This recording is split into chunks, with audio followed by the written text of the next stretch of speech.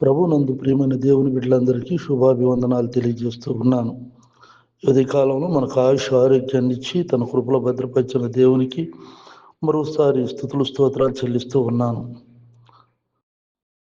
కీర్తనలు 118:6 యెహోవా నా పక్షం ఉన్నాడు, నేను భయపడను, నరులు నాకేమి చేయగలరు. అవును ప్రియులరా, యెహోవా నీ పక్షం ఉండగా నువ్వు భయపడవలసిన అవసరం లేదు. నిందలు అవమానాలు నీకు కలుగుతున్నప్పుడు నువ్వు అధైర్యపడవలసిన అవసరం లేదు. ప్రభు నీకు తోడుగా ఉన్నాడు, నేను చేయబడవుడు, నిన్ను నడిపిస్తాడు. తన కృపలో నువ్వు వర్ధిల్లుదువుగాక.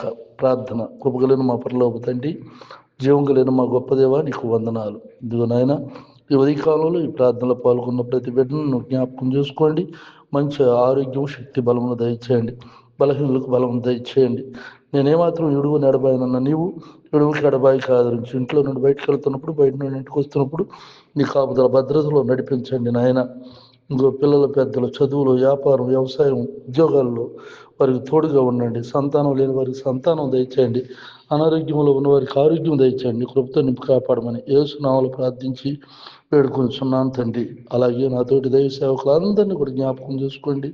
వారి వారి పరిచర్యలో నువ్వు బలంగా రేపటి దినాన వాడుకోమని, పునరుద్ధాన దినమందు నీ ఆత్మశక్తి నింపి నడిపించమని యేసు నామములో ప్రార్థిస్తున్నాము తండ్రి. ఆమెన్.